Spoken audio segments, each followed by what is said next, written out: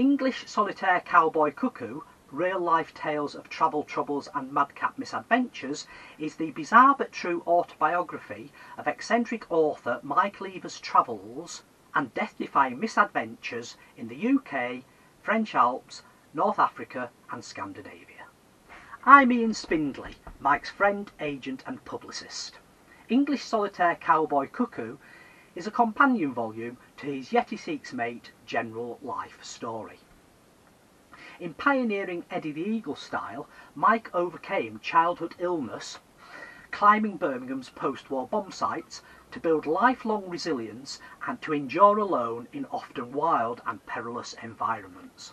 Now a retired handyman, Mike enjoys living off-grid in a self-converted static truck on a small business park in the pretty Snowdonia town of Porthmadog. In just 4 years he has written his 2-part autobiography and first 3 saga novels, all on an old battery-powered laptop, largely by candlelight in his lorry. I'm now going to ask Mike about some of his adventures in his new book.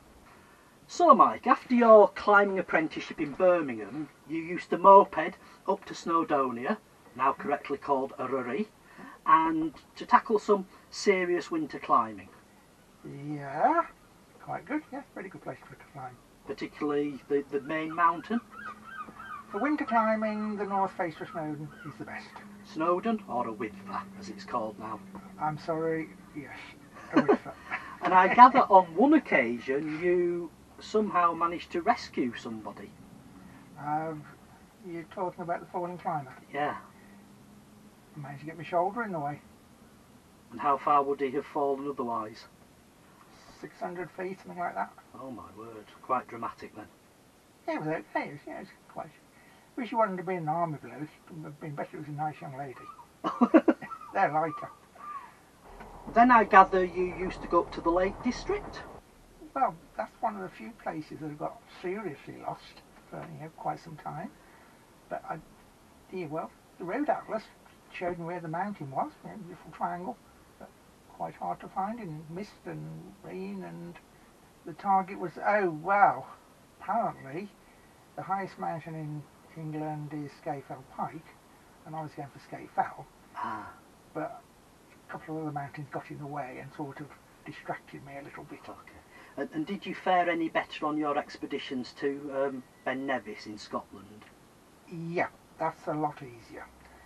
And ultimately I managed to get to the Hogmanay party on the summit. Oh, right. Didn't get to the top till 3 o'clock in the morning, and it was all over, but quite a lot of people up there on New Year's Eve. And soon after Ben Nevis you attempted to brave a classic Brit abroad 1970s road trip to climbing the French Alps. Well, I was lovesick and I wanted something to take my mind off my problems. My road atlas sort of got me to the vague area of the Alps, and a postcard showed me what the mountain looked like. I managed to find it from there. Which mountain's that? Mont Blanc. Mont Blanc? Yeah. That's Europe's highest peak, isn't it? Yes. And so how did you tackle it? I just went straight up. Yeah? Until I passed out. You had lots of equipment, obviously. No, because... What were you wearing?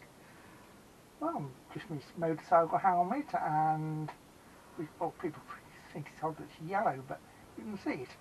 And just my old clothes. Lots of ropes and protection? No, not much point on your own. No ropes then? You can't. Okay. You have to move quickly and... Yeah. And was there something else unusual about that? I'm guessing you were talking about the nails. Yeah, the 9-inch nails. Yeah. Very sensible. If you have to do an emergency abseil retreat, which I did have a rope for the first attempt, then obviously you can't recover your gear. And ice screws are about, well now they're about £70 a time, so you need something you can abandon basically. So to explore the glaciers... Oh yeah, for the glaciers, yeah, it's fine. 9-inch nails. I would say that when you're doing 9-inch nails, you only really use them for abseiling. They would not take a serious fall. And I'm guessing as well mountain rescue wouldn't necessarily approve of Nine Inch Nails? I think a scream would be more appropriate when I mentioned it to somebody.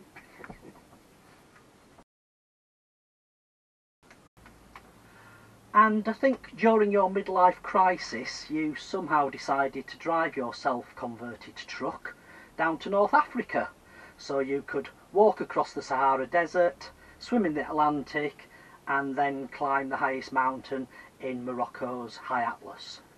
Yeah, well, I'm 40 years old, everything was organised and it was getting boring, I was getting fat, so I just decided to do something different.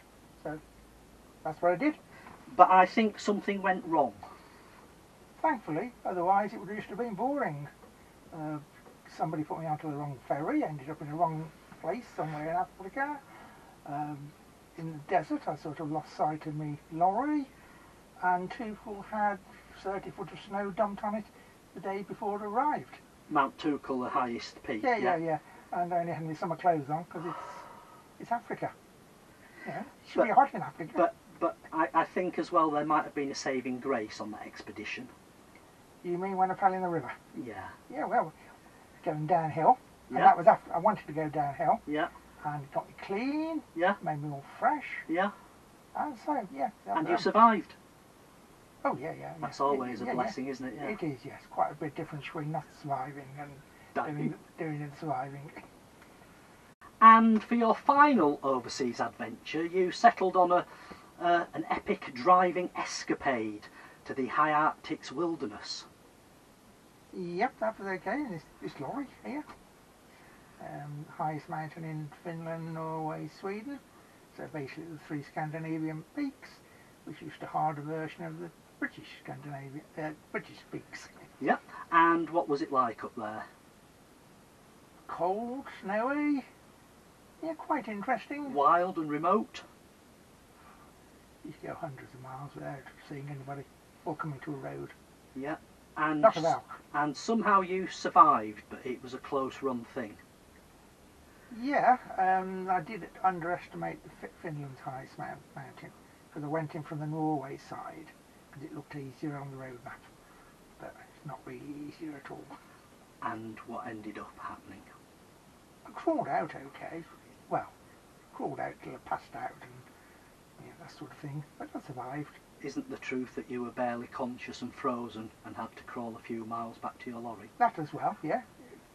That was in pouring rain as opposed to the blizzard I had up. Yeah, got a bit wet.